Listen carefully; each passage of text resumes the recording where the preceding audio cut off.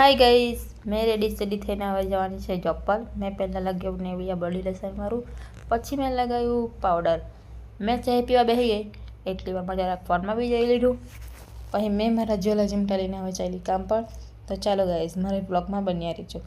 મેં અને મારી બહેનથી આજ જૂના ઠાણા પાસે નીરો પીવા. એને કીધું કે ચાલી આજે નીરો પી લઈએ, વહેલા આવેલા છે તો. પછી અમે ચેસ કરી લીધું અને પીવા લાગ્યા નીરો. પછી અમે નીકળી ગયા ગાડી પર સ્ટેશન જવા. ભાઈ સાહબ, સવારે આટલી ઠંડીમાં કામ પર જવા પડે. હું ઠંડી છે એની મેં તો કામ પર જવા જ પડે. ચાલો તો મળીએ સ્ટેશન પર. પછી ગઈ અમે સ્ટેશન પર ગઈને જોઈને તો આજે બહુ પબ્લિક હતું, કેમ કે 2 દિવસની મકર સંક્રાંતિની એવડની રજા હતી એટલે એ લોકો રવિવાર ભોગવવા જવા જ પડે. પછી મારી બહેનના રોજ નાટક થઈ ગયેલા છે ટિકિટ લેવા જવાના. હવે રોજ ટિકિટ લેવા જવાની થયા કરે. મેં સ્ટેશન પર આવીને જોયું તો આજે સ્ટેશન પર બહુ પબ્લિક હતું. પછી સચિન ઉતરીને જોયું તો ભાઈ સાહબ આ શું છે ધુમ્મસ. આગળથી કોઈ ગાડી આવતી હોય ને ગાઈસ તો બી નહીં દેખાય, એટલું ધુમ્મસ હતું સવારે તો. કંઈ નહીં, આપણે તો કંપનીએ જવાનું જ. મેં કંપની આવીને મારું વજન ચેક કર્યો તો 1 કિલો વધી ગયેલો. એ તમે બ્લોગ બનાવવાનું ચાલુ કર્યું એટલે હું કે હું ખબર નહીં પછી પછી સાંજે છૂટીને અમે જવાના હતા બજાર ગયા ને બધું ફ્રૂટ તમને જે દેખાય છે ને તે બસ સસ્તું મળે સચિનમાં તો લેવા આવજો.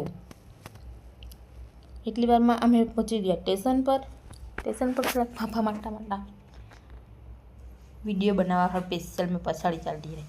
ગાડીમાં બેસીને પાણી પી લીધું, કેમ કે ભાઈ અમે ટીબાઈને રખડીને આવ્યા ને તો તરસ બહુ જ લાગલી હતી. મેં આ રીલ પોસ્ટ કરવાની છે પણ વિચારતી છે હું કરું કે નહીં કરું. ચાલ કરી જ દેવા. ને તમે સબસ્ક્રાઈબ, લાઈક, શેર, ફોલો જે કરવાના તે કર્યા કરજો. પછી આજે મારા 5K ફોલોવર કમ્પ્લીટ થઈ ગયા. તે ખુશીમાં અમે ગયા અજેસમાં બર્ગર ખાવા હારું, કેમ કે થોડીક તો ખુશી હોય ને ગાઈસ.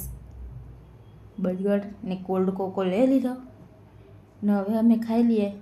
મેં તો એટલી ભૂખ લાગલી હતી ને સારું પડી ગયું, થોડુંક ખાવાનું મળી ગયું. તો એમ તો ઘેરે જઈને તો જાય પી મેં, પણ આજે હવે નહીં પીવા, કેમ કે આજે તમે કોલ્ડ કોકો એ પી લીધું છે.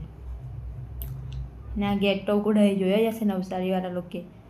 પછી અમે આજે અમાસ હતી એટલે શનિદેવ ભગવાનના દર્શન કરતાં ઘેર જ ચાલ્યા. તો ચલો ગાઈસ, મળીએ કાલના નેક્સ્ટ બ્લોગમાં. Bye bye.